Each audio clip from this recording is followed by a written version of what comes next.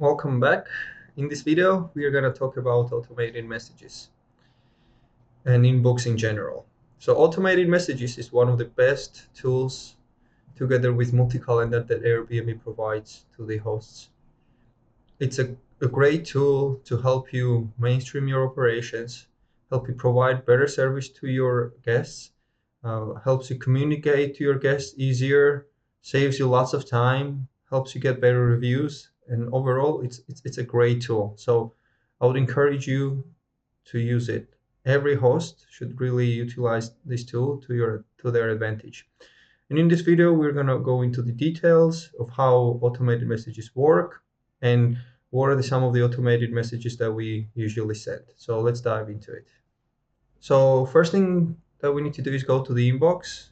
On top left corner, there's three lines. You open this and then you can get to scheduled messages. Before we get there, there's a few other things that you can see on this pop-up screen. So first is all messages. This is just your inbox. Airbnb support, this is where support emails go. Archive of all the archived messages. Then it's quick replies and scheduled messages. Quick replies is basically scheduled messages. They follow the same format, but it's not sent out automatically. So you would use this in case where you have to repeat the same thing to the guests over and over again to the different guests, but you don't want to send this information automatically. So let's say you've answered the same question a few times, you can make a quick reply and you can automatically send out this message uh, whenever you want. Basically, it's not going to be scheduled, but you can quickly call a quick reply and send it to the guest. A few examples that you would use the quick reply for is, let's say, check-in instructions, Wi-Fi, passport, um, or address, things like that. You can put it in a quick reply, and if someone asks you for an address, you quickly send a quick reply. Um, you can see them down here. You can put a quick reply or scheduled message. So we are going to go into details into scheduled messages. So once you get to the scheduled messages, we have a bunch of them here, but you will see a screen like that. It will be empty. Then you can add a new scheduled message. Few things to know about scheduled messages. First of all, they are dynamic. So you can pick listing details, for example, the guest name, a host name, listing ID, check-in time for a specific listing, and for things like that. So they are dynamic, which means that if you make a quick scheduled message for one listing, by making it dynamic, you can use it for all of your listings. So here is an example. Uh, we have a scheduled message, a first day checkup. We send it to like 7 listings. We have a third day checkup. We send it to 8 listings. So this is dynamic enough that one message can be reused and can be sent to many different listings. In here, the columns are the name, the message, the schedule when you want it to be sent, and the which listings do you want it to send to. So this is how it works. So first you have a name, then you put in a message. You can see that this is the dynamic fields. They're in the square brackets. They're so-called shortcuts. So you can pick them from here, and they have lots of these shortcuts that you can use from. For example, I want a guest last name. You just press this, and you will add the guest last name wherever your cursor was selected. Obviously, I don't want to change this message. I'm not gonna save this, but then down here you have listing. You can edit different listings, and then when do you want it to be sent? Uh, you want this to be after check-in, so you would do check-in 3 days after at 3 p.m. So this is very simple, very straightforward, easy to set up. Once you get hang of it, it's very easy to set it up. I've made an Excel file for you also. I'm giving you all the examples of the scheduled messages that we sent. So I'm going to jump into that Excel file and I'll show it to you. So this is the Excel file that you will also have this in the descriptions below. So in general, we want to send 5 messages. These are the 5 messages we sent. After booking, so we send a message 5 minutes after the booking. Check-in instructions, we send it to them day before. First day checkup, we send one day after they already checked in. Third day checkup is 3 days after they have checked in, and then before checkout.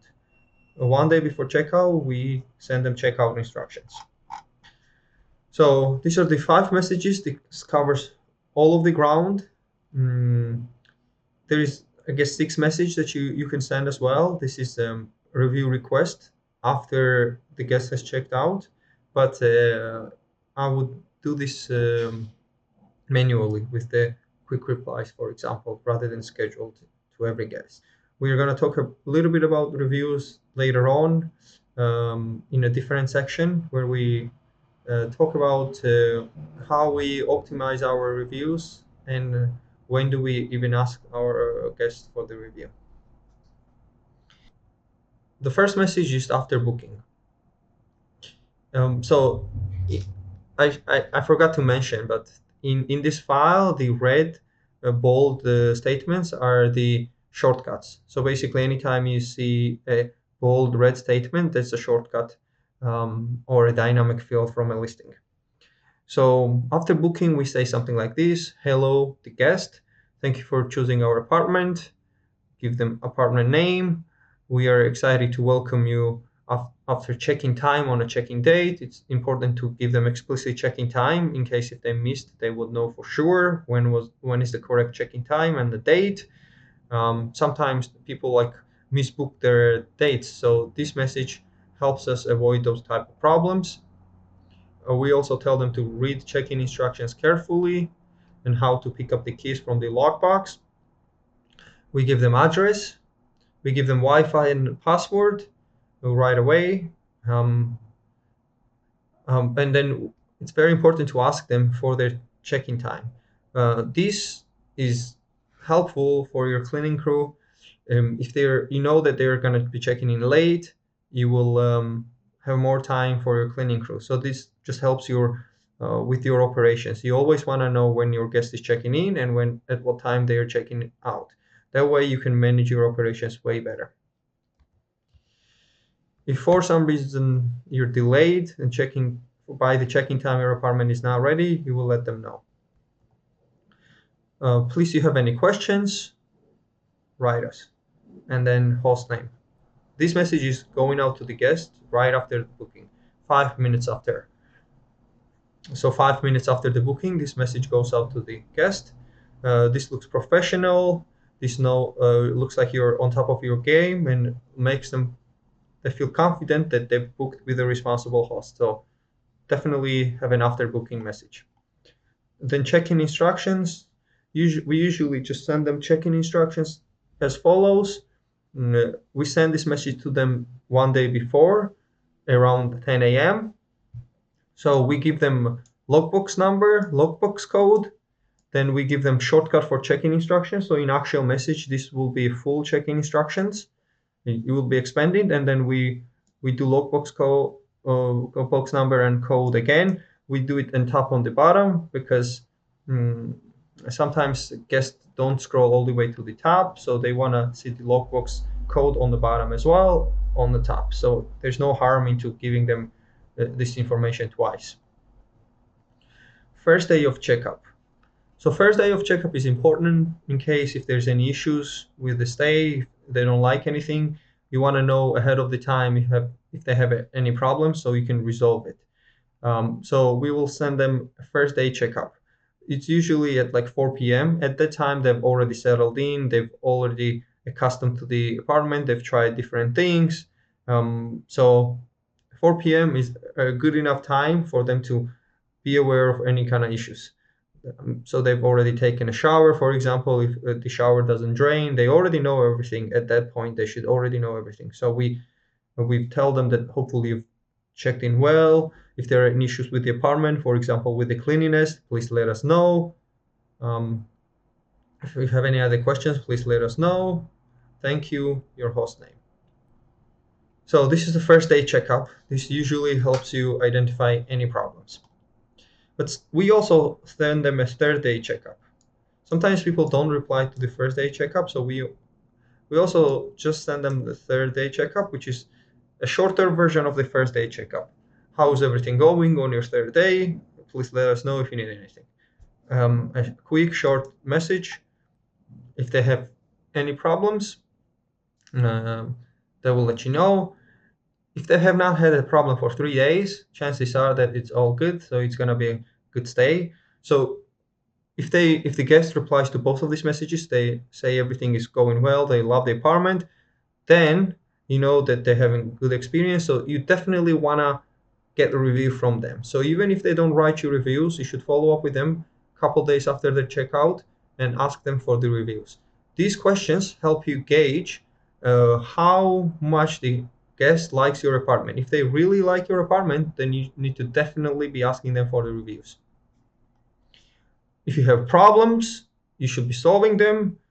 But if you also know if they have lots of problems, you probably don't want to ask them for a review at the end. Or what we usually do is we might give them some gifts like a chocolate or a wine, just to make sure that they give us a 5-star review. Because in the long run, 5-star review costs much more than a bar of chocolate or some bottle of wine. So the last message is before checkout. So we send this message one day before checkout at 5 p.m. We just want to remind them that the checkout is tomorrow. We give them specific explicit checkout time. So this automatically picks out the checkout time for the listing.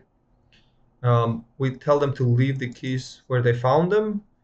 Please write us what time you're checking out. It's very important to know exactly what time the guest plans to check out. If they're checking out at like 6 in the morning, you can send in your cleaning clue earlier so that it gives them more time to do other listings. So this is very important to know at what time your guest is checking out. You also ask them for their feedback.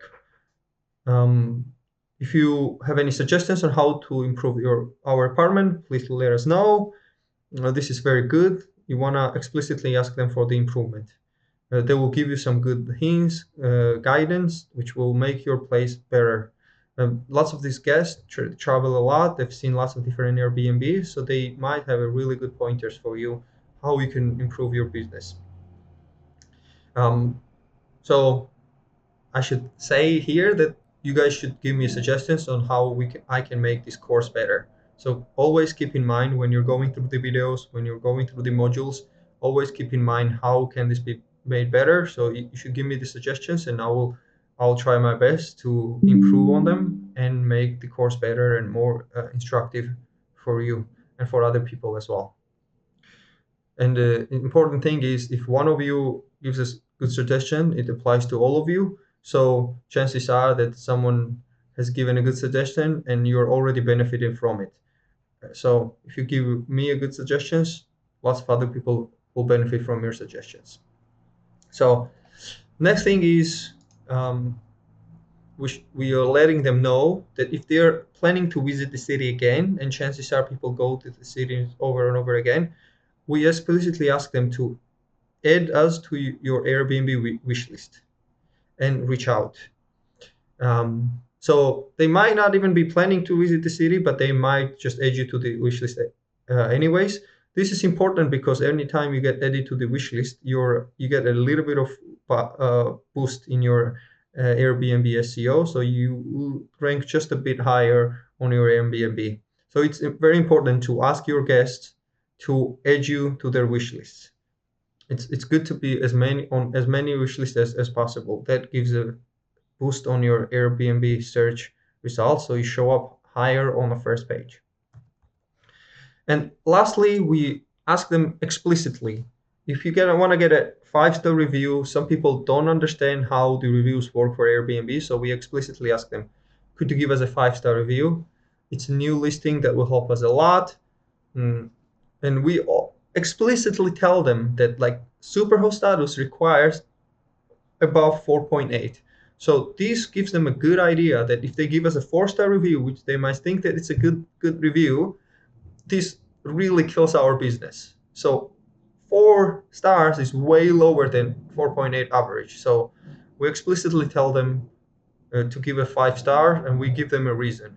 If you ask people to do something, the more reasoning you provide, the more likely they're going to do it.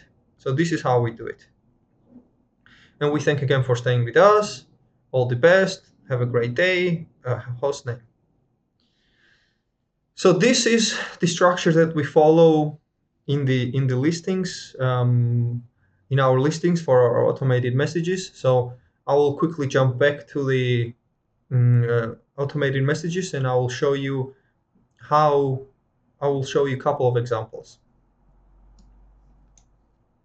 So, for example, first day checkup. This is how it looks like. Hello, guest first name in a square brackets, which is selected from the shortcuts.